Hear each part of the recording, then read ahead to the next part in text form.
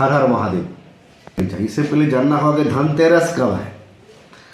तो धनतेरस जो है कार्तिक मास के कृष्ण पक्ष के त्रयोदशी तिथि को मनाया जाता है, जो इस साल 2023 में 10 नवंबर 2023 को मनाया जाएगा। तो धनतेरस में सबसे पहले खरीदारी करने से पहले आप देवता का आह्वान कीजिए, जो बहुत ही जरूरी है। बिना उनके आह्वान से आप कुछ खरीदारी कर लेते हैं तो ये शुभता का प्रतीक नहीं माना जाता। पहले भगवान को प्रसन्न कीजिए। तो किन किन भगवान को प्रसन्न कीजिए, किन किन भगवान का आराधना कीजिए। तो माँ लक्ष्मी की सबसे पहले, माँ लक्ष्मी के साथ साथ गणेश भगवान, विष्णु भगवान, कुबेर, और इस दिन धनतेरस के दिन धन्वंतरी देवता की पूजा की जाती है। तो धनतेरस आने से पहले अपने पूजा घर में उत्तर दिशा में इन सभी देवी देवताओं का हम स्थान रख देंगे। और जैसे ही 10 नवंबर 2023 आवे, इस दिन हम लोग खरीदारी के लिए तैयार हो जाएंगे। तो इसका भी कुछ समय है। तो जो त्रयोदशी तिथि हमने कहा कि कार्तिक मास से कृष्ण पक्ष त्रयोदशी तिथि को यह मनाया जाता है, मिथिला पंचांग के अनुसार यह 10 तारीख को 11:57 के बाद प्रवेश कर जाता है। तो जिसका उदय उसकी वंदना, इसलिए 10 तारीख को धनतेरस मनाया जाएगा। और 11 तारीख को यह दोपहर के मिथिला पंचांग के अनुसार 1:23 तक ही रहेगा। पंचांग के अनुसार यह समय वैरी कर रहा है, इसलिए 11 नवंबर 2023 को लगभग 2 बजे तक खरीदारी करने की शुभ मुहूर्त है। हम लोग खरीदारी आराम से कर सकते हैं।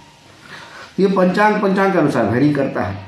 तो सबसे पहले है क्या, खरीदारी जो हम लोग करेंगे, किस चीज़ की खरीदारी करनी चाहिए, किस चीज़ की खरीदारी नहीं करनी चाहिए, इस पर सबसे पहले फोकस देना। खरीदारी करने के लिए जो शुभ मुहूर्त जो माना जाता है हम लोगों में, वो संध्या काल में हम लोग मानते हैं। संध्या में घर से निकलते हैं लगभग 5 साढ़े 5 बजे, तो इस टाइम में खरीदारी के लिए हम लोग तैयार हो जाते हैं। खरीदारी में सबसे पहले जो दिनचर्या में हम लोग खरीदते हैं, वो चांदी का सिक्का खरीदते हैं, चांदी का बर्तन खरीदते हैं, चांदी का गहना खरीदते हैं, सोना का सिक्का खरीदते हैं, सोना का कोई वस्तु खरीदते हैं। इसके साथ साथ पीतल की भी वस्तु खरीदी जाती है। लोग पीतल के बर्तन खरीदते हैं, पीतल का कुल्लुकनी खरीद लिया, जो भी वस्तु हुआ वो खरीद लिया। और भी इसके साथ खरीदारी हम लोग कर सकते हैं, जैसे इलेक्ट्रॉनिक गैजेट्स, टीवी, फ्रिज इत्यादि जितने भी इलेक्ट्रॉनिक्स गैजेट्स हैं, इस दिन आप खरीदारी कर सकते हैं। और आप लोग ध्यान रखते होंगे कि इस दिन हम लोग माता लक्ष्मी और गणेश की मूर्ति भी खरीदते हैं। कुछ खरीदें या ना खरीदें, माता लक्ष्मी और गणेश की मूर्ति, चाहे वो मिट्टी की ही क्यों ना हो या धातु की क्यों ना हो, लोग अपने औकात के अनुसार यह मूर्तियां खरीदते हैं। तो यह सब खरीदना शुभकारी माना जाता है। नहीं कुछ खरीद सकते तो सिक्का खरीद लीजिए, माता लक्ष्मी और गणेश का सिक्का, चांदी का हो, सोना का हो, या जो भी आप खरीद सकते। हम लोग जो है कुछ अलग ढंग से भी कुछ वस्तुएं खरीद सकते हैं, जैसे शंख, रुद्राक्ष। यह सब कहीं पर आपको पर्टिकुलर लिखा हुआ नहीं है, ये शुभता का प्रतीक है।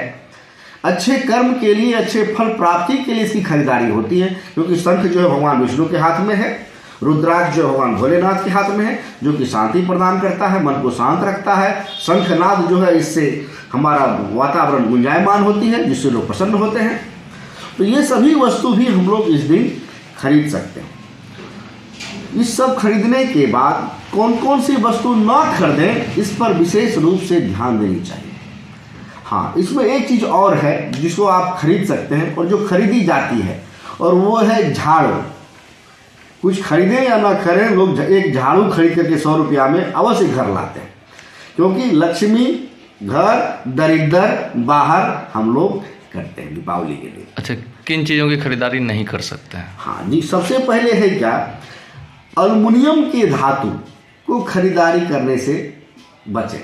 इसके साथ साथ धारदार वस्तुएं, चाकू, छुरी, दबिया, तलवार इत्यादि, लोहा की वस्तुएं, कुदाली, कुल्हड़ इत्यादि, ये सब जो है ना खरीदें। इसके साथ साथ प्लास्टिक की वस्तुएं, टिफिन क्लियर ले लिए या प्लास्टिक का कोई सामान ले लिए, तो इस दिन ना ही खरीदें।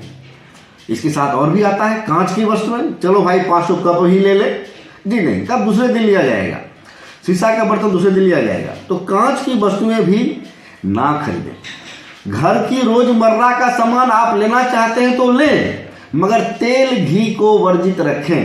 तेल घी धनतेरस के दिन ना ही खरीदें। जो भी खरीदना है खरीद लिए, तेल घी से वर्जित रखिए। क्योंकि इस दिन जो है हम लोग माता लक्ष्मी की पूजा करते हैं, भगवान विष्णु की पूजा करते हैं, कुबेर की पूजा करते हैं, धनवंतरी देवता का पूजा करते हैं। इसका आराधना जरूरी है। तो इसके लिए हम लोग अगर लक्ष्मी का आगमन चाहते हैं तो धनवंतरी स्तोत्र का पाठ करें, लक्ष्मी जी का चालीसा पढ़ें। इसके साथ साथ कुबेर जी की आराधना करने के लिए ओम ह्रीं कुबेराय नमः, ओम ह्रीं कुबेराय नमः का मंत्र का उच्चारण कर सकते हैं। ये सभी तथ्य जो है हमें धनतेरस के दिन लाभ ही लाभ देगा और हमारे यहाँ सुख समृद्धि बनी रहेगी, लक्ष्मी का आगमन होता रहेगा, सब घर में मंगल ही मंगल होंगे। आप सबों को धनतेरस की पंडित मनोज पाल झा ज्योतिषी जी की तरफ से हार्दिक हार्दिक शुभकामनाएं।